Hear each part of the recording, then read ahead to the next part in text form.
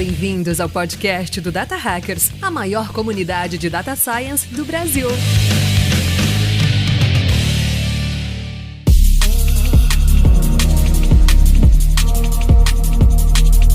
Fala, Data Hackers! Sejam muito bem-vindos a mais um episódio do nosso podcast. Eu sou Paulo Vasconcelos e aqui comigo está ela, Monique Femi. Fala, Paulo. E aí, como que você tá? Dizem que o ano só começa depois que o carnaval termina, né? E esse ano a gente já começa falando sobre inteligência artificial e a nova era da inteligência artificial, hein? Opa, coisa boa demais. Eu sempre gosto de trazer conversa que pessoas, empresas que estão aplicando na prática essas tecnologias, muito fora do hype, criando solução, criando resultado ali. E hoje a gente tem mais uma oportunidade de fazer isso, galera, porque nós trouxemos nossos amigos e amigas do Itaú para falar um pouquinho sobre tecnologia emergente, falar sobre Responsible AI, para falarmos sobre inteligência artificial sendo aplicada na prática, numa empresa aí que está há um tempinho já no mercado, né, Monique? Começou recentemente aí no mercado de tecnologia no Brasil, né?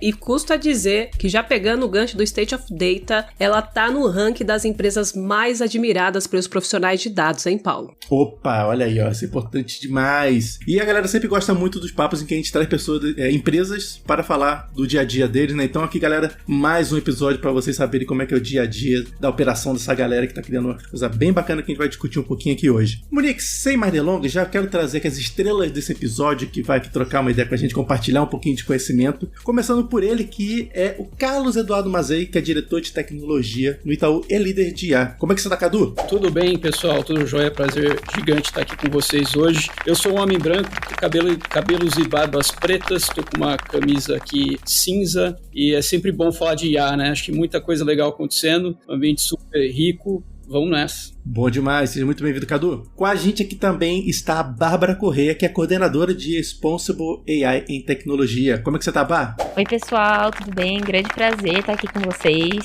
Sou super fã do podcast, acompanho desde sempre. E é um grande prazer, principalmente, estar falando sobre um assunto que eu sou muito apaixonada, que é Responsible AI. Fazendo aqui minha autodescrição, eu sou uma mulher branca, tenho cabelo preto, tamanho médio, tenho olhos castanhos claros. Perfeito, muito bom ter você aqui com a gente também, Bá. E por último, mas não menos importante, também com a gente aqui está o Roberto Frossar, que é líder de tecnologias emergentes lá no Itaú. Como é que você está, Roberto? Tudo jóia, Paulo? Tudo bem, Monique?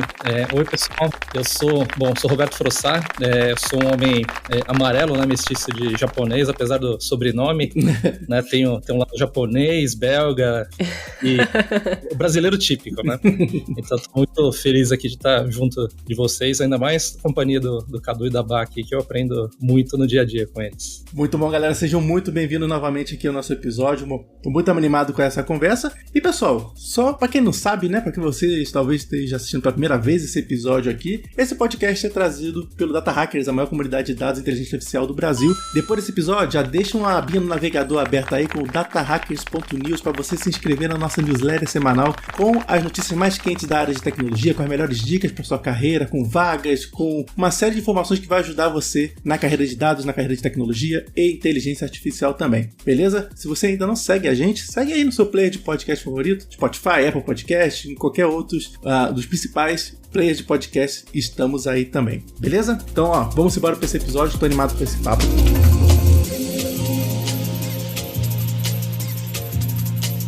Pessoal, o Itaú já apareceu algumas vezes aqui no Data Hackers, né? Vira e mexe, a gente traz muita coisa. Pouquinho, né, Paulo? Pouquinho às vezes, né, Monique?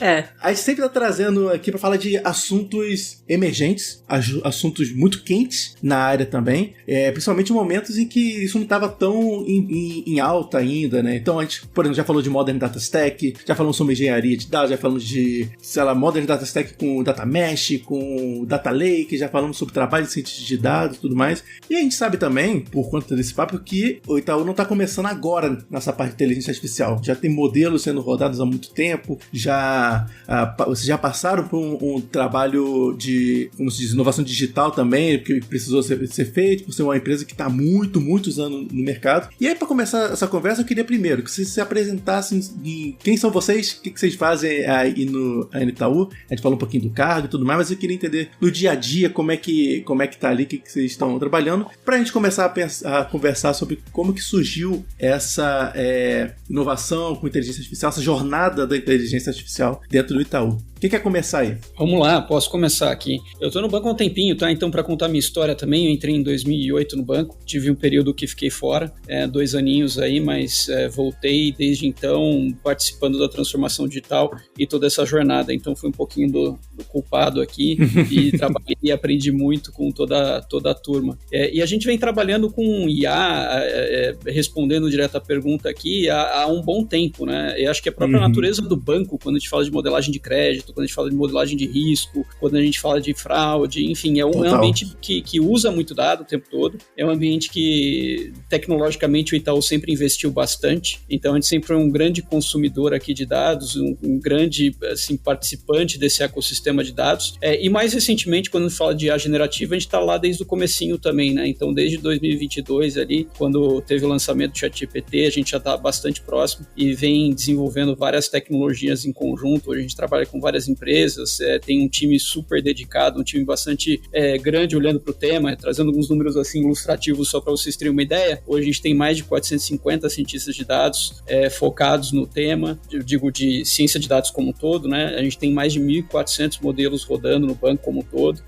Tem uma estrutura de data mesh que é com dados democratizados, dados acessíveis, com preocupações de privacidade, toda a layer de governança implementado. E é uma jornada que a gente vem desde a modernização de 2015, que a gente iniciou mais intensamente, mas depois de 2018 para frente, né? Vocês mencionaram o Data Mesh. O Data Mesh é uma plataforma que a gente vem investindo há um tempinho e acho que isso nos colocou numa posição muito bacana.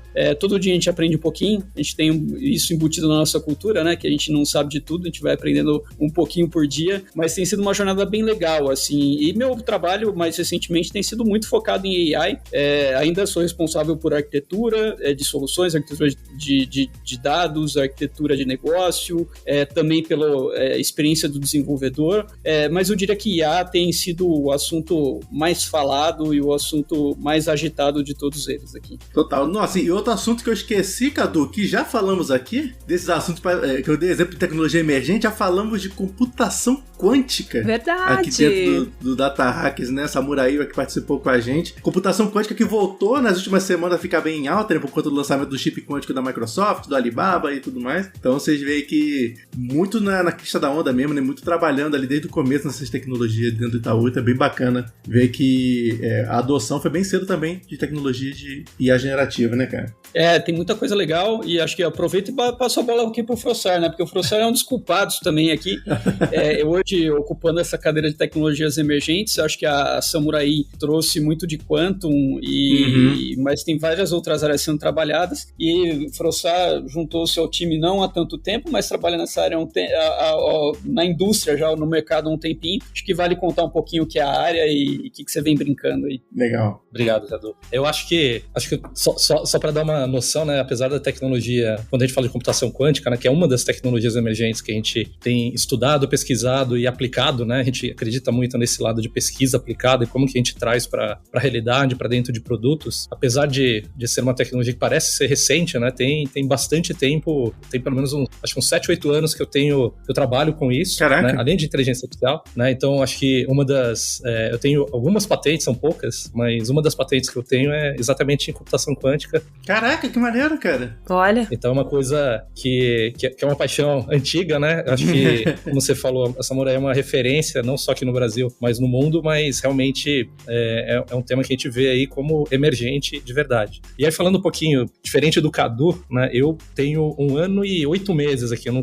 vou completar 2 anos em Itaú, e eu vim com o desafio, né, dessa área de tecnologias emergentes, que faz parte da diretoria aqui do Cadu, né? Mas era meio que o que eu mais gostei, né, do desafio foi que chegou como se fosse uma folha em branco, né? A gente sabia que tinha muita coisa de inteligência artificial que a gente teria que fazer, mas a maneira que a gente tem aprendido, né, tem direcionado o trabalho, né, do que a gente faz. Então a gente acredita ainda muito na convergência de, por exemplo, quantum machine learning, né, de temas como robótica robótica e como a gente vai aprender com a arquitetura de robótica, né, e a quantidade de dados que você vai poder aprender com essas arquiteturas vai também fazer essa retroalimentação e ajudar a gente a avançar ainda mais com os nossos modelos de IA. Então, eu fiquei 26 anos trabalhando numa consultoria fora, né, sempre a mesma empresa, mas diferentes indústrias. Eu estava morando, na verdade, fora do Brasil e estava morando no Vale do Silício, né, na época. E aí, durante as férias, inclusive, foi quando eu topei vir para o Itaú, né? Então, é uma outra história, assim, mas eu só fiz a minha mudança depois de 6 meses trabalhando no Itaú. Chamou por café e apaixonou, né? Mas a parte da paixão, assim, pelo Itaú, acho que passa também por um pouco dessa história que o Cadu comentou, né? De ser uma empresa que tem tanta fundação, assim, que está muito à frente, né? Eu tive a oportunidade de trabalhar com várias empresas de, sei lá, de entretenimento, de esportes, lá no Vale, né? Então, eu sempre dou exemplo, né? Da NASA, da Marvel, da Disney, né? Como um todo. Mas comparando, assim, o que a gente hoje aqui no Itaú tem de fundação de dados, né? Realmente é uma referência no mundo, né? E foi um dos grandes atrativos, assim, fora a própria cultura do Itaú. Que legal. E, Bah, já puxando para você, né, a gente já começou falando de computação quântica, imagino que quando a gente fala sobre Responsible AI, teoricamente, muita coisa deve acontecer dentro do ecossistema do Itaú, até mesmo diante do que a gente já falou aqui nos próprios episódios, eventos de vocês, eu tive junto com vocês aí no Itaú Tech Day no ano passado, e vocês mostraram um pouquinho sobre toda essa arquitetura que vocês têm dentro do banco. Como que é para você tá introduzida dentro de tanta coisa acontecendo ao mesmo tempo, né? Perfeito.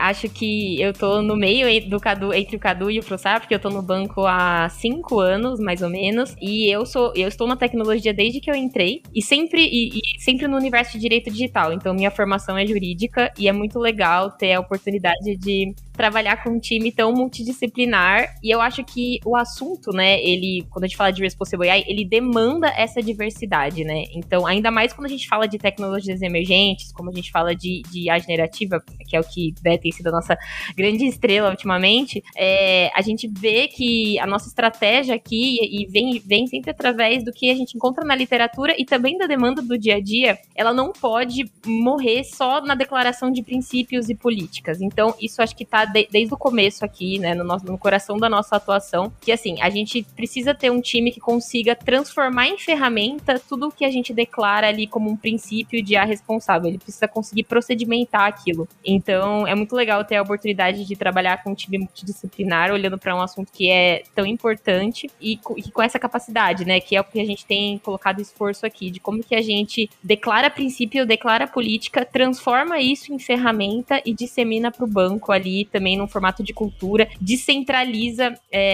o assunto, né? Porque eu acho que isso também é um ponto importante. Eu acho que quanto mais descentralizado for falar sobre o desenvolvimento de um modelo ético, mais a gente vai conseguir fazer isso by design, que também é importante. Uma pessoa que está no dia a dia do negócio, ele vai conseguir olhar para nuances do desenvolvimento de um modelo, que às vezes uma governança descentralizada que não está no dia a dia não vai conseguir olhar da mesma forma. Então, a gente tem investido bastante nisso e tem sido muito bom, assim, acho que uma rotina de aprendizado, e principalmente porque eu acho que está trazendo para a tecnologia, acho que isso sempre fez parte dos nossos pilares, né, sempre fez parte da nossa cultura, mas acho que cada vez mais tem trazido para a tecnologia essa necessidade de ter times diversos e que consigam, né, tipo, olhar e trazer diversidade no dia a dia mesmo. Legal. Isso é muito bacana, né? E é legal esse ponto que você mencionou da diversidade, que eu acho que é uma das grandes vantagens da área de dados, né, que a gente tem pessoas que vêm tanto de áreas, vamos botar assim, tradicionais, né, computação e tudo mais, mas principalmente esses profissionais que vêm de áreas não exatas, por exemplo, né, biológicas e tudo mais, já falamos algumas vezes aqui no Data Hackers, mas o Bá, você falou um ponto interessante, né, que essa visão externa, isso acontece muito mesmo, de quando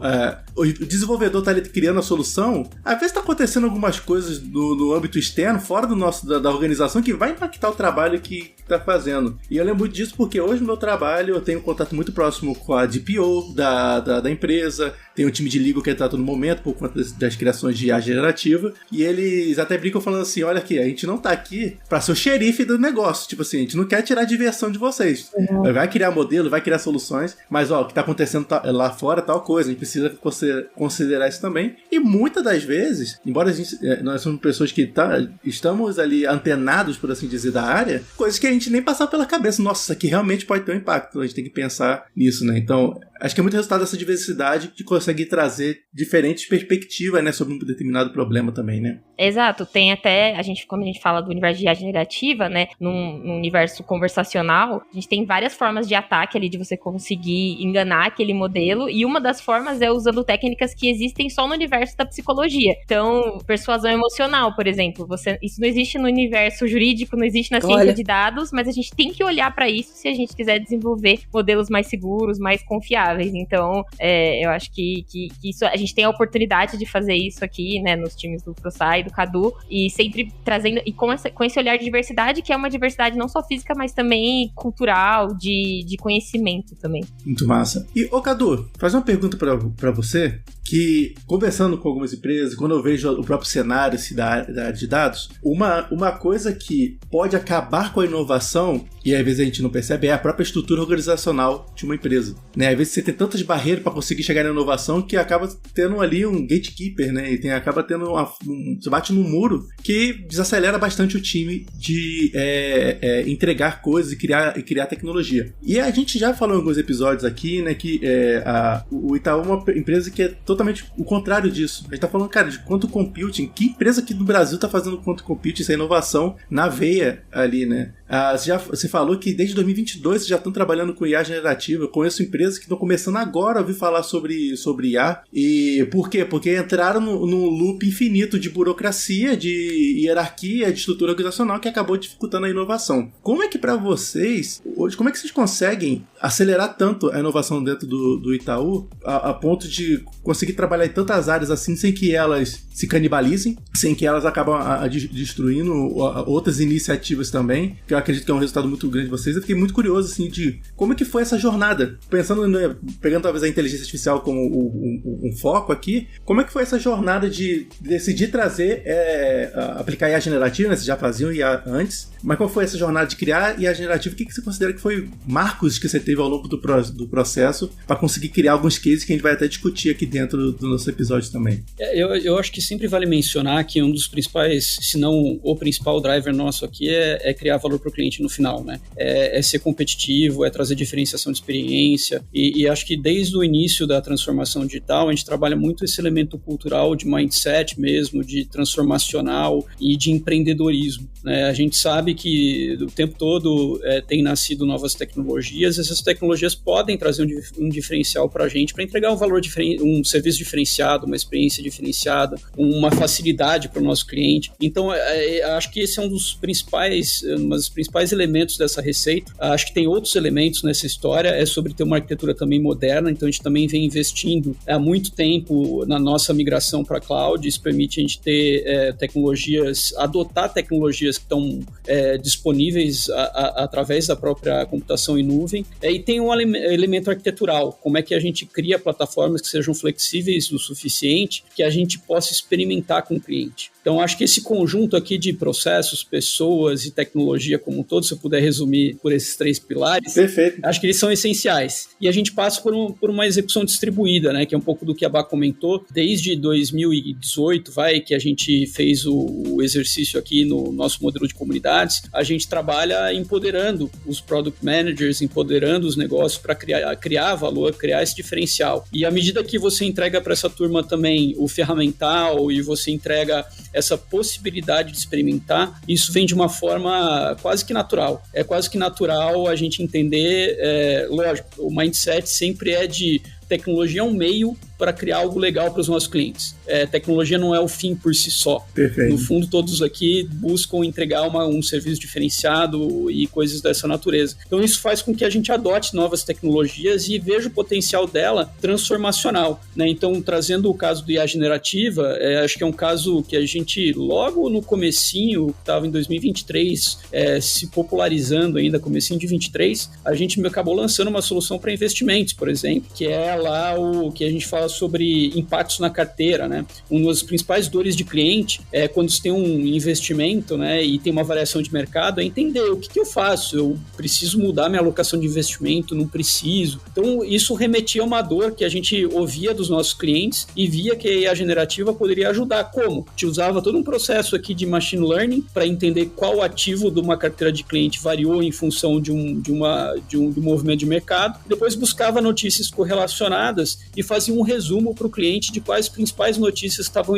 atreladas àquela variação de ativo e trazia conjuntamente ali aquela capacidade de tranquilizar, né? De falar assim, putz, não mexe, deixa do jeito que tá, ou investe mais. Então, acho que isso é muito legal, porque no fundo a gente está tratando uma dor específica de cliente e via que essa tecnologia era capaz de escalar esse tipo de serviço. Então, eu acho que isso assim, um exemplo bem pequeno, mas um exemplo bacana de como usar uma nova tecnologia, como usar um elemento de mercado aqui para causar essa diferenciação. Em todos os negócios do banco tem essa provocação, né? Então, posso falar desde dos serviços mais internos aqui, até processos jurídicos, coisas que a gente tem um ecossistema bastante grande aqui também, na aplicação disso para melhorar o dia a dia do nosso colaborador ou para melhorar a eficiência dos nossos negócios. Então, tem uma série de elementos que combinados aqui potencializam e propiciam esse ambiente aberto de experimentação. A gente sabe que experimentar aqui é sempre um experimento controlado, a gente tem que sempre tomar muito cuidado, experimentar não significa indisponibilizar ou ter uma qualidade ruim, longe disso, nossa régua é super alta com o nosso cliente, então como que a gente faz isso experimentando de uma forma para entender de fato o que gera valor, o que não gera valor. Então tem muito aprendizado nessa jornada, eu falei, parece fácil, né? A gente sofreu pra caramba, continua sofrendo, mas a gente continua aprendendo também.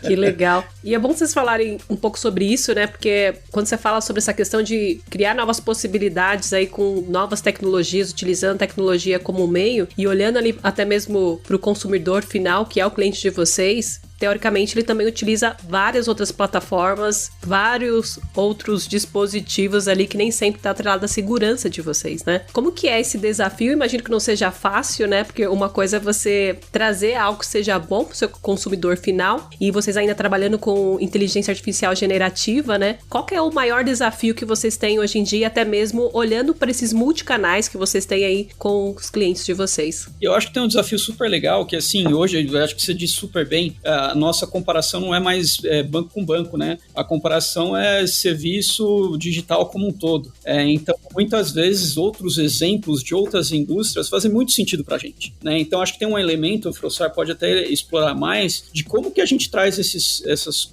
coisas que estão sendo praticadas no mercado e cria ambientes de co-experimentação, o collab mesmo, para fomentar novas ideias, né? Acho que vale a Frossard comentar um pouquinho como é que ele provoca as áreas aqui para a coisa funcionar e para estimular esse uso, né? Vou trazer um dado interessante também que a gente traz, que eu acabei não falando no começo. Hoje a gente está falando no banco de mais de 400 casos ativos, né, rodando de inteligência artificial generativa. Casos são produtos, casos que viraram ou produtos ou recuperação. Então é muita gente. A gente está falando de um time enorme aqui, mas é uma das tecnologias adotadas de uma maneira mais rápida que a gente já viu, e acho que Frossard tem provocado muito os times e os negócios, né, a como que a gente olha com uma lente diferente e tenta habilitar valores que talvez a gente não tinha visto e não seja tão óbvio no primeiro olhar, né? É verdade. Obrigado, Cadu. E assim, eu acho que se eu puder falar em dois momentos, né, o que a gente fez, especificamente em a generativa, o momento que eu cheguei, eu as coisas já estavam andando, né? Então o lado do avião tá voando e a gente tá trocando peça ali, montando o avião em pleno voo. Então, uma das coisas que estava acontecendo era a governança. E, contrário da maioria das empresas no mundo, a gente decidiu não começar com um centro de excelência. Todo mundo fala, começa pequeno em escala, e aí a gente foi meio que a gente fez vários pequenos centros de excelência. Na verdade, a gente, como governança, governança que a gente tinha, um dos princípios era habilitar o banco inteiro. Então, passa por o que o Cadu falou, a gente inicialmente tinha lá um tempo entre as pessoas pedirem acesso a um ambiente controlado, de experimentação, etc., era na média média 63 dias. Pouco tempo depois a gente reduziu isso para 4 dias. Caraca! Então, quando você fala, putz, eu preciso experimentar um prompt, ou um modelo diferente, ou alguma ferramenta diferente, conseguir reduzir isso daí, às vezes você tira, né, uma carga cognitiva ali de todo mundo de falar, putz, eu experimentei e não é exatamente aquilo ali, eu posso fazer, não preciso de IA generativa. Ou então, agora que eu experimentei, eu sei que eu preciso criar o produto desse jeito. Então, isso é um dos exemplos, né, do que a gente tentou fazer com a governança, mas era deixar lean. E o primeiro princípio era esse lado de habilitação, né, de todo mundo poder ter acesso, porque uma vez que você tem acesso às ferramentas, acesso ao conhecimento, né, era super natural por causa da cultura do banco mesmo, das comunidades que o Cadu comentou. Aí um segundo momento, né, foi a gente sabia que boa parte desses casos de uso que o Cadu comentou eram a grande percentual de tudo era casos internos. Por quê? Porque era mais seguro, a gente podia experimentar dentro de casa, então mesmo que tivesse algum tipo de risco, né, era um risco que controlado. Era a gente usando internamente, a gente tinha de maneira supervisionada pessoas olhando ali, né, tanto o que entra quanto o que saía de resultado. Isso fez com que a gente amadurecesse bastante, né, aprendesse, né, como criar produtos. Então o segundo estágio era exatamente, tá bom, agora a gente se sente super confortável de começar a desenvolver produtos que são client-facing, né, pra gente colocar na frente dos clientes. Então foi um aprendizado, esse amadurecimento, não era só da nossa cultura, a tecnologia também evoluiu, então a gente teve sorte do timing ali, da própria IA generativa, das técnicas, etc., evoluírem. E foi aí que nasceu também, depois é legal a Bá comentar, como que nasceu o time dela, né, de Responsible AI, porque tem essa multidisciplinaridade, mas a gente tinha como princípio, a gente gosta de falar internamente que é Research to Product. Então, não sei se vocês concordam, mas tem uma diferença dessas empresas que estão desenvolvendo IA hoje das empresas que eram as nativas digitais. Elas têm uma cultura diferente, elas fazem coisas que, por exemplo, quando a gente pensa em cultura de dados, é muito mais forte do que a cultura de dados, por mais que as empresas tivessem nascido em cloud, não era tão robusto, tão sofisticado como a gente tem hoje, né, nessas novas empresas. E aí, aprender um pouco dessa cultura de fazer pesquisa aplicada nesses ambientes de experimentação, mas a gente tem teses, hipóteses de negócio que a gente quer provar, a gente tem uma velocidade bastante grande de praticamente de uma semana para outra, a gente tem uma hipótese e a gente experimenta, né, tem 4 experimentos para a gente, às vezes, refutar ou provar aquela hipótese. E nisso, mesmo quando o experimento não dá certo, a gente cria um Lego ali, né, um building block que, eventualmente, vai ser útil fora o aprendizado que a gente tem. Então, é sempre alguma coisa que a gente está aprendendo semana após semana, após semana, após semana. E aí, você vai combinando um Lego com outro, então, obviamente, sempre vai ter uma evolução natural, né, de qualquer produto que a gente está desenvolvendo. Então, né, ter essa disciplina de olhar para hipótese, né, então ser bem quase um método científico é algo que ajudou a gente a desenvolver novas competências, né? Então o Responsible AI é provavelmente a nossa maior feito, né, quando a gente pensa em como a gente foi juntar diferentes disciplinaridades aqui, e eu acho que esse mindset, né, mudou drasticamente. Ajuda demais. Um ano para trás e agora, né, a gente tá num estágio totalmente diferente. Vocês têm 400 cases, né? Então realmente acho que deu um resultado bom aí, né, cara? Tipo, em 2 anos ter tanto case assim de sucesso. Mas, professor, eu gosto muito dessa mentalidade também de, cara, ter celeridade para validar as hipóteses. Uma coisa é você correr com as coisas para entregar e simplesmente entregar, outra coisa é você ter agilidade para validar uma hipótese e dar usar o bordão, né? O fail fast, tipo, falhar rápido para já partir para a próxima. E essa questão de criar componentes que talvez não de uma plataforma que talvez não funcione para essa hipótese, mas possa ser usado em outra, você acaba também tendo agilidade para novas iterações, né, de novas hipóteses dentro da organização. E um fail fast de uma startup é diferente de um fail fast de uma grande empresa, né? Então, bem diferente o desenho de um e de outro, né? Exatamente, o impacto é totalmente diferente, mas assim, é legal de ver que, para mim é muito animador ver uma empresa assim, tão grande, que consegue ser ágil ainda, sabe? Porque geralmente o que a gente vê no mercado é a contramão disso. Exato. Quanto mais densa é a corporação, mais difícil você inovar, né, ali dentro. Então, eu achei muito bacana esse caso. E Paulo, e agora eu fiquei curiosa para saber como que surgiu a área da Bárbara dentro desse contexto todo, né? Exatamente, também tô curioso aí. Boa, acho que aqui em Responsible AI também, a gente é muito fã de experimentação, acho que é um dos grandes pilares de cultura que a gente ajuda a espalhar também pelo banco, porque eu acho que quando a gente fala de uma governança tradicional, né, que acho que eram modelos mais clássicos de inteligência artificial, a gente está acostumado a ter mapeado mais ou menos quais são os riscos com quais a gente está lidando. Então, olha, eu mapeio ali, eu sei quais são esses riscos, eu mitigo e aí eu experimento de forma ali, né, já conhecida, digamos assim. E aqui a gente está lidando com uma imprevisibilidade maior. Então, eu acho que quando a gente experimenta, a gente simula também um recorte da sociedade e o que a gente tem feito aqui, né, para ganhar ali, para dar esse selo de confiança, de confiabilidade, de segurança para os nossos modelos, é simular esses recortes da sociedade. Olha, eu tenho um grupo multidisciplinar e eu estimulo esse grupo a fazer com que o modelo se comporte da pior forma possível. Só que a minha pior forma possível é diferente da do Cadu e da do Frossá. Eu sou advogada, cientista, é uma pessoa de privacidade, é uma pessoa de segurança da informação. Então a gente estimulando isso num ambiente controlado, como o Cadu falou, né? A gente consegue cada vez mais mapear maior um cenário de risco e corrigir esse cenário antes de ir para uma aplicação em larga escala. Então acho que a gente estimula muito, a gente é muito fã da experimentação também como uma forma de mitigação de risco, e acho que a área, ela surgiu muito nesse cenário. Acho que é importante falar que o banco, ele produz inteligência artificial há muito tempo, então a gente pensa e aplica a Responsible AI também há muito tempo, mas com o universo de IA generativa a gente teve que se readequar, se readaptar, né, a esse universo novo, e aí a gente conseguiu criar mesmo uma rotina de teste. Então acho que essa foi a grande diferença. Então a gente, foi uma área que surgiu ali em conjunto com essa governança que o Frossá mencionou, e eu acho que é legal porque a gente conseguiu criar uma dinâmica que a gente fala que são dois pequenos times dentro de uma única área, né? Que a gente fala que é um time vermelho e um time azul. Uhum. Então, de forma muito geral, a gente tem um time azul, que é o Blue Team, que ele constrói guardiões, ele constrói ferramentas de defesa, então a gente reforça o que já existe de segurança ali por padrão nesses grandes modelos, e ao mesmo tempo a gente tem um time vermelho, uma equipe vermelha, que aí a gente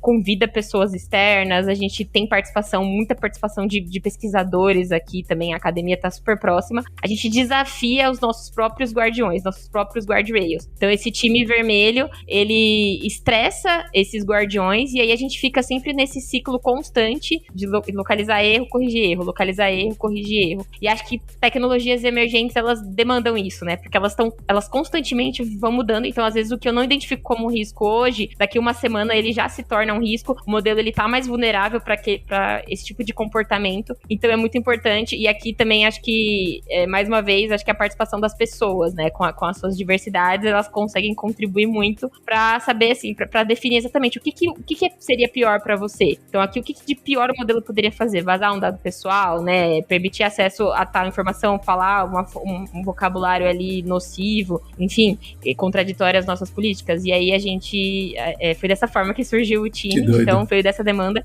E hoje a gente tem essa estrutura de teste que ela vai sempre trazendo esse selo, e ela é recorrente. Também acho que isso é importante de falar, né? Não é, a gente não testa uma vez e a gente tem, justamente por conta da natureza dessas tecnologias, a gente tem que estar constantemente testando. Não, eu tenho que me segurar aqui, porque se deixar, eu fico 3 horas falando desse assunto, que eu gosto muito de Responsible AI também. Você foi falando os termos aí que eu falei assim, nossa, eu quero falar sobre isso, mas vou tentar me segurar aqui na pergunta, e foi para não dominar só o episódio. Mas você falou um negócio que é muito legal dessa questão da recorrência, que é muito, ainda mais no mundo que tá mudando tão rápido, né, as coisas, né, tipo, sai uma IA nova, sai um modelo novo, uma tecnologia nova. Exatamente. Às vezes ela traz novos problemas ou ela quebra coisas que estavam funcionando até então. Então eu acho muito legal vocês terem essa mentalidade da recorrência mesmo, que é muito importante. E aí uma dúvida que eu fiquei disso foi, coisa pra caramba que muda. Sei lá, a Big Tech lançou uma IA que do nada descobrem que, sei lá,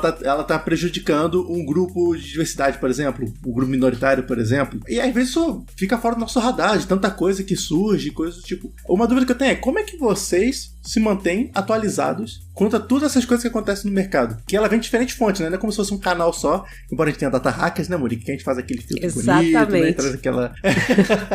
Mas sabe que essas notícias, ela vem de todos os lados, né? Seja geopolítica, seja legislações internacionais, seja uma tecnologia que tem uma vulnerabilidade. Então eu queria entender um pouquinho como que é a dinâmica desse time de detectar essas possíveis ameaças, riscos que tem, que vocês precisam tentar mitigar. De maneira genérica, acho que o primeiro a gente tem que ter um time super antenado, e Frossari e time que estão sempre conectados. Então essa dinâmica de experimentação de testar novos modelos, né? A lá DeepSeek, saiu DeepSeek, a gente já estava testando em dezembro do ano passado, né? Então acho que é um belíssimo exemplo ali que... Ótimo exemplo. Logo sai, a gente tem... Acho que o primeiro ponto é ter bastante pragmatismo de tentar entender o que ele pode ser melhor, o que ele entrega de diferente. Acho que aqui fala muito com aquele mindset de entregar valor para cliente. Acho que aqui não é tecnologia pela tecnologia, não é o hype pelo hype. É pegar e entender a utilidade daquilo e a contribuição que aquela tecnologia pode trazer em algum contexto nosso. Eu acho que essa é uma parte da equação. A outra parte da equação é ter esse time, daí a Bá pode explicar um pouquinho mais, mas é ter sempre essa capacidade de avaliar, ter esse grande dataset aqui de perguntas estruturadas e tudo mais, para a gente taxonomia. Né? Então, acho que tem todo um método muito bem estabelecido para garantir que a gente consiga fazer essa avaliação contínua de tudo que está entrando e não está quebrando nada, sabe? Acho que tem um processo importante nosso aqui de manter toda essa lógica funcional e garantir que não é só o lado de quebrar, mas também é o lado de ter a acurácia, a assertividade, a completude. Tem uma série de parâmetros que a gente acompanha para saber se aquele modelo, a tecnologia, ela está sendo mais eficiente, melhor, mais barata, mais segura. E para isso, acho que o time da Bá contribui de forma ampla aqui com o próprio... alavanca muitas cabeças dentro do banco aqui para fazer a coisa ser testada o mais rápido possível, né, Bá? É isso. E aqui, acho que é isso que o Cadu falou de método, acho que talvez seja o ponto-chave, assim, acho que a gente tem que ter uma organização mesmo, porque acho que um grande desafio, até quando eu mencionei ali sobre princípio, acho que entra um pouco também aqui, a gente tem que sempre definir critérios para esses testes, então tem que ter de fato uma taxonomia de risco, porque eles precisam ser comparáveis, né? Então como eu vou falar que eu prefiro ou que o modelo A é mais ou menos tóxico do que o modelo B? Então eu preciso definir ali métricas que sejam comparáveis e que eu consiga ter um método organizado para que seja justo também, né, esse comparativo. Então acho que aqui a gente tem um time super completo, que é super próximo também do universo da pesquisa, aí falando um pouco do que o Frossá trouxe, acho que aqui também a gente é muito próximo, tudo que sai de novo, por exemplo, isso que eu mencionei sobre ataques de psicologia, de manipulação emocional, foi um paper que saiu há algumas semanas, assim, e a gente tem que atualizar essa nossa taxonomia. Então, a gente não pode demorar, né, para atualizar e para colocar ali na nossa forma de medir. Então, acho que organização,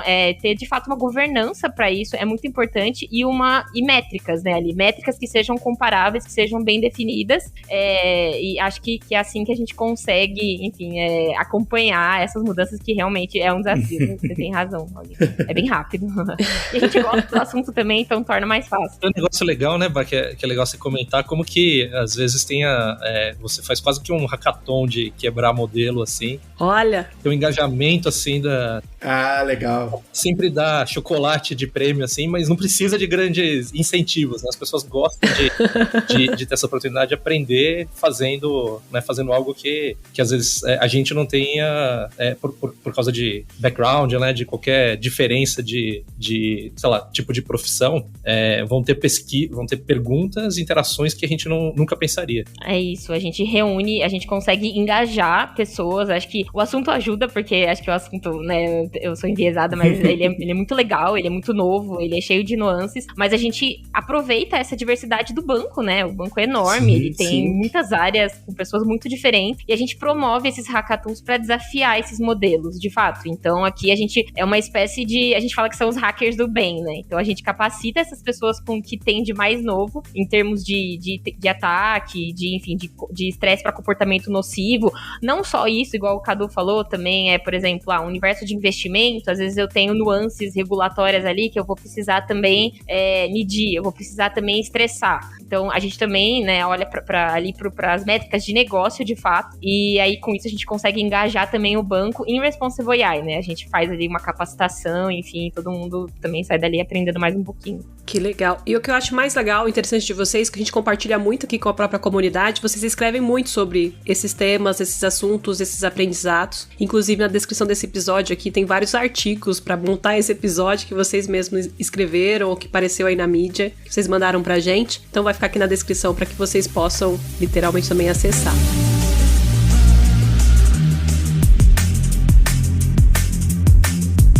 Ô, Frossá, a Bá falou um ponto interessante que eu queria puxar um outro assunto que eu também gosto bastante, que primeiro eu vou trazer o problema que a gente tem no Brasil. A distância, na verdade no Brasil não, no mundo todo, que a distância entre a academia e a indústria, ela tem um gap muito grande, né? É difícil, às vezes por questão política, por questão burocrática, às vezes é difícil da gente se aproximar das inovações que estão acontecendo na academia e aplicar ela na indústria, por exemplo, do problema prático e coisa do tipo. E o pessoal do Itaú, vocês do Itaú tiveram foram das primeiras empresas a ter uma parceria com o Instituto de IA de Stanford, né? Então, eu achei muito bacana isso. Eu queria entender como é que foi esse processo, a motivação por fazer essa parceria, a se aproximar assim da academia. Eu sei que você já tem proximidade não só com essa academia, mas com essa universidade, mas outras universidades até aqui no Brasil também. Eu queria que você falasse um pouquinho disso, de como é que foi essa experiência, o que você espera aí de próximas etapas aí, que pode surgir dessa parceria e outras parcerias que vocês têm também. Não, legal. Assim, quando a gente pensa em parcerias, realmente, né, eu acho que você falou uma verdade ali entre a distância da academia com as grandes empresas, mas eu acho que nos últimos anos isso tem diminuído bastante, né? Então, tanto do lado das empresas, né, de ter mudado, ter entendido, né, que o valor de ter um doutorado, né, uma pessoa com mestrado, etc., tem muito valor, mas também das universidades de entenderem que elas têm que estar mais próximas do mercado de trabalho. Então, isso tem mudado, acho que, como você falou, tanto no Brasil, mas no mundo todo. Outro dia eu estava fazendo um levantamento, inclusive, antigamente tinha lá aquela máxima lá dos fundadores, dos founders das startups, que eram sempre dropout colleges, né? Então os caras saíram da faculdade no meio, não terminavam. E essa nova onda de founders, né, que estão surgindo, tem muita gente que tem PhD. Então, pós-doutorado, assim, são pessoas com uma bagagem acadêmica bastante grande. Então, só para dar um retrato, assim, de que eu acho que a distância realmente está diminuindo. E a gente,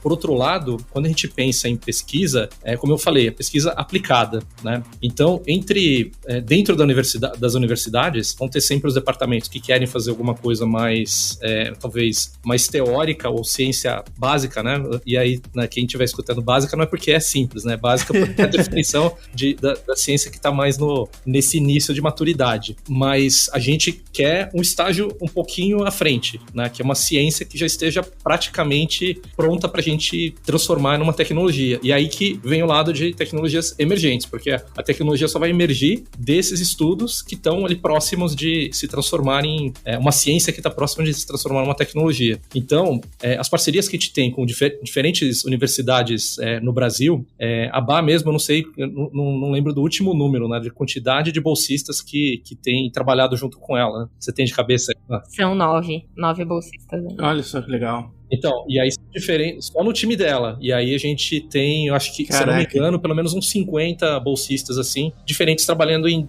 diferentes iniciativas de inteligência artificial, tá? E dados, né? E aí, quando a gente fala da parceria que a gente está fazendo com Stanford, né, que é o Age AI, que é o Human Centered for AI, né? Artificial Intelligence. E aí, é um grupo que dentro de Stanford, né, que obviamente é reconhecido, né, pelo que eles têm criado, né, de pesquisa em inteligência artificial, mas principalmente as startups que saíram, né, de lá. É um grupo que a gente fez algumas entrevistas, então eu e o Cadu, a gente conversou com vários professores lá para entender quem tem o perfil de ser um professor que tem esse perfil que a gente falou, né, mais aplicado, e não muito acadêmico, né, da ciência, né, do hard science, né. Então, tanto com Stanford quanto com o MIT, que a gente também anunciou quase que, acho que 2 semanas antes a parceria, também é uma parceria de ciência aplicada, ali, da tecnologia aplicada. Então, essa pesquisa, ela vem diretamente para esse ciclo que a gente fez, né, que a gente falou de vamos fazer experimentação, etc. Então, ao invés da gente adaptar o banco para essas universidades, a gente criou meio que um modelo operacional e essas universidades, né, a gente faz com que faça sentido, né, pelo perfil que a gente traz, as pessoas, os pesquisadores que vão trazer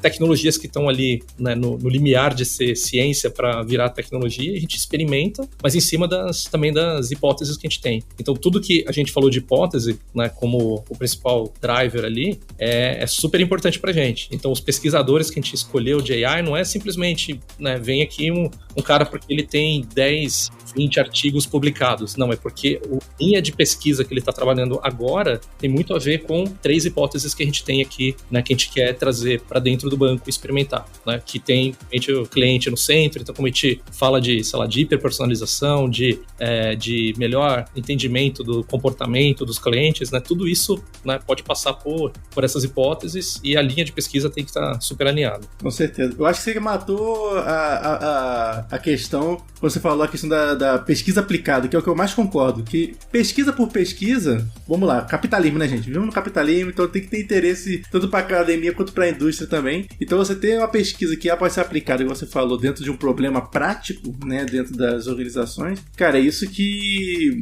para mim é o maior ganha-ganha que tem entre academia e indústria. Você consegue inovar a nível de incentivo acadêmico, né, que para criar a pesquisa, criar a tecnologia, criar a inovação, e o buy-in da empresa para aplicar aquilo num projeto prático e tu vê o seu resultado, o seu trabalho dando frutos ali, né? Então, isso é muito bacana. E nada contra a pesquisa básica, né? Mas eu acho que o ponto é que tem, acho que, diferentes estágios. O que a gente está vendo, principalmente de IA, a gente tem uma quantidade de conhecimento que já está aplicável. Perfeito. Que a gente não pode, né, olhar para o longo prazo, porque tá tudo, você mesmo falou, né? Toda semana tem um modelo novo. Então, o que a gente faz com esses modelos? E aí, né, aplicar o exemplo da BA, sair um paper, a gente na sequência já está entendendo como que aquilo ali pode ser, pode mudar o jeito que a gente está desenvolvendo produtos, né? Muito legal, François. Gostei muito dessa visão. Que bacana. E ó, a gente já está quase se encaminhando para o fim, mas obviamente que recentemente a gente anunciou mais um ano de parceria junto com o próprio Itaú, né? Então temos muitas novidades aí para as próximas semanas, para o próximo mês. Mas o que eu queria entender mesmo de vocês, né, olhando para essa questão dessa cultura que vocês têm, e a gente compartilha muito aqui com a própria comunidade Data Hackers, né? Mas quais são as ações que hoje vocês estão fazendo, tanto internamente quanto até mesmo para adoção de inteligência artificial e comunicar o próprio mercado? O que vocês têm de novidade aí, tanto interno quanto externo, para o mercado de dados em geral? Eu acho que a gente tem trabalhado de uma maneira bem ampla. Tem bastante coisa que entrou, que foi para o mercado, né? Acho que dá para mencionar o que foi no finalzinho do ano passado, que a gente lançou Inteligência Itaú. Inteligência Itaú é um conjuntinho de soluções ali super legais, que pegam desde questões de conveniência, né? Então a gente lançou o Pix no WhatsApp, que permite que nossos clientes usem o Pix diretamente no WhatsApp, né? Que use áudio, use multimodais e coisas afins ali. A gente está expandindo a base de clientes, não está disponível ainda para todo mundo, mas a gente está crescendo. Acho que tem outros segmentos do próprio banco, né? Eu mencionei para vocês aqui o mundo de investimentos. O mundo de investimentos está fazendo super uso já, então eu falo do impacto na carteira e outras funcionalidades que tem lá dentro. Tem também para o mundo de PJ, né? PJ, a gente tem trabalhado ali na ENPS, principalmente na conta digital PJ, a gente tem trabalhado muito sobre como a gente ajuda esse cliente a tirar mais dúvida de dia a dia financeiro, detalhes ali de dias de venda, integração com a agenda de recebíveis, uma série de coisas, mas vai vir muita coisa pela frente. Não posso mencionar exatamente o que virá, mas virá muita coisa legal, muita coisa bacana que deve acontecer. E uma das coisas que a gente vai fazer e que tem feito todo ano, e acho que esse ano mais uma vez a gente vai fazer, que é a Semana de Tecnologia. Daí, François, fiquem à vontade se quiserem comentar um pouquinho como que a gente está usando a Semana de Tecnologia para promover aí essa cultura de inovação. Acho que é legal comentar um pouco, e inclusive a gente vai estar lá apresentando alguns conteúdos, né? Então deve levar alguns assuntos ali mais profundos de IA responsável, de aplicação de IA no banco, vai ter muita coisa legal ali acontecendo, né? É verdade. A gente teve a oportunidade, acho que nós três, né, no ano passado, de poder participar, e foi um dia bastante intenso, e agora virou uma semana de tecnologia, né? Olha. Olha aí, o povo gostou. Porque, assim, é um formato híbrido, né, que a gente tá planejando. Acho que é dia 8 e 10 de abril ali, pelo menos, que já estão confirmados, né? Senão acho que depois a gente pode mandar as informações, é isso mesmo? Isso mesmo. Então, eu acho que é uma troca importante, assim. Eu acho que a gente leva um conteúdo, né, para falar de diferentes temas de tecnologia, né, obviamente, mas tem um foco absurdo em inteligência artificial, né, não podia ser diferente. E a gente, né, seja durante a sessão ou principalmente depois, assim, a gente troca muito, assim, com o pessoal. Mesmo quem tá offline, né, quem tá ali, né, atendendo remotamente, a gente quase sempre conecta no LinkedIn. Então é uma troca super, super interessante. Até hoje eu ainda tenho alguns contatos que eu acabei conhecendo daquela época, assim, e trazem, assim, provocações, perguntas muito legais, assim, né, que fazem a gente querer pensar fora da caixa, né? Acho que é legal, Basta, também comentar da sua experiência, né, porque ela é apaixonada pelo tema, então ela depois, toda vez que ela apresenta, tem uma legião atrás da... O pessoal quer vir pro time aqui, pro time de Responsible AI, mas é muito legal, porque é isso, eu vou estar lá com o Cadu, a gente vai estar falando de ética e inteligência artificial. Legal. E também sempre é um assunto que rende, porque, enfim, a gente também, acho que... Dá pra fazer um evento só disso, né, Bar? Dá pra fazer um evento só disso, dá pra gente fazer...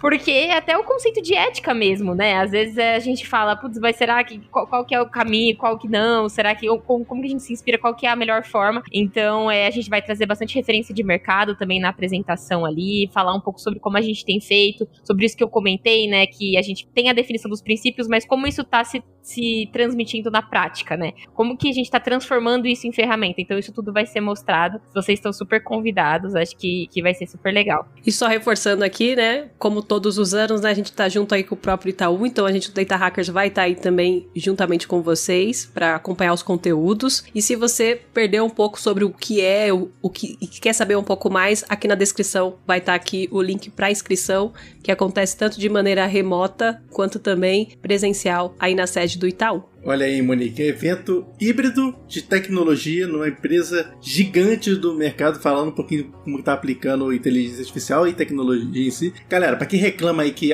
não tem evento, quero participar de evento, é tudo longe, tá aqui a chance de você participar de um evento, já segue aí no link na descrição para você participar, já cola na Bar, já cola no Cadu, já cola no Frossá também lá para trocar ideia, que aqui vai só uma horinha de episódio, muita coisa vai vir, mas aí você vai ter oportunidade de trocar ideias lá com eles também nesse evento, beleza? E é um evento gratuito, né, Paulo? Então você pode se inscrever aí. Opa, importantíssimo! E ter a possibilidade de conhecer pessoalmente os convidados desse episódio, olha. Olha aí, hein? Nossa, de graça tem ônibus errado, né, Monique? Então, gente, não perde a chance não.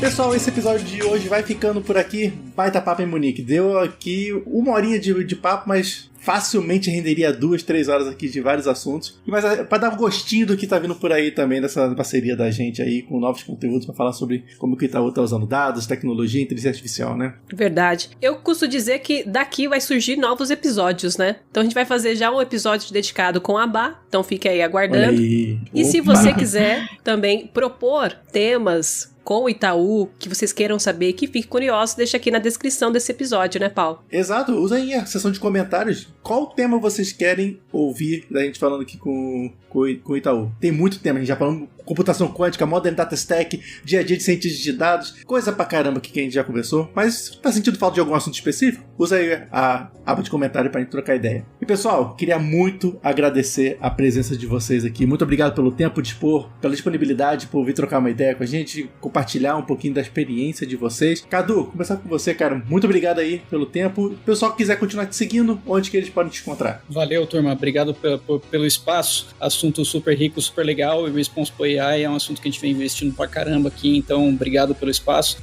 Caso queiram, me conectem ali via LinkedIn, tô por lá, bato papo por lá, então fiquem à vontade aí pra me acionar e fico à disposição. Tem muita coisa acontecendo e, que nem eu comentei com vocês, aprendendo junto com todo mundo aí. Muito bom. Excelente. Bah, muito obrigado também pela sua presença, obrigado demais aqui por dar um gostinho pra galera do que a gente vai ver aí sobre o Responsible AI, que é um tema muito rico, mas queria agradecer demais a sua presença nesse episódio. Muito obrigada, pessoal, foi super legal, é sempre uma alegria falar sobre esse assunto, ainda mais aqui, igual eu falei que eu sou super fã do trabalho de vocês.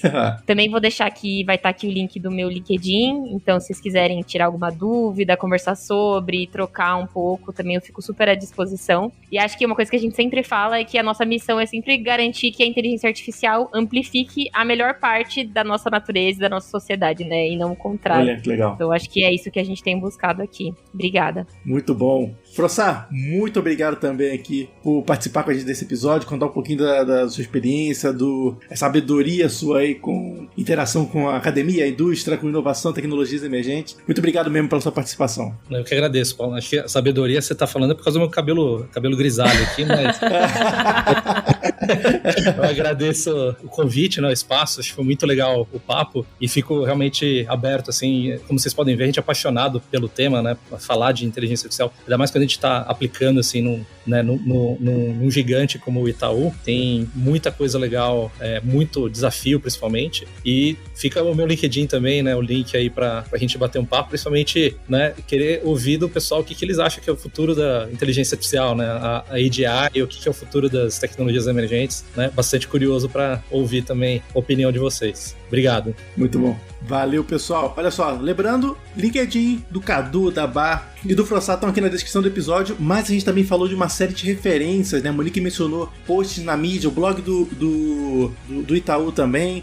Então, abre o nosso episódio, nosso post do Medium, que lá tem todas as referências que a gente falou durante o episódio. Então, às vezes ficou faltando alguma coisa aqui, falamos o link de alguma coisa, falamos de um episódio, vai estar tudo nesse post também para você pegar todas as referências. Beleza? Monique, bora se despedir? Bora se despedir. A gente se encontra no próximo episódio ou no Data Hackers News toda quarta-feira pra gente trazer um pouco sobre as notícias sobre inteligência artificial e tudo que rola aí dentro da área de dados. E também, né, acompanha a nossa newsletter semanal. Toda segunda-feira sai conteúdo fresquinho aí na sua caixa de entrada. É isso aí, pessoal. Até a próxima. Valeu!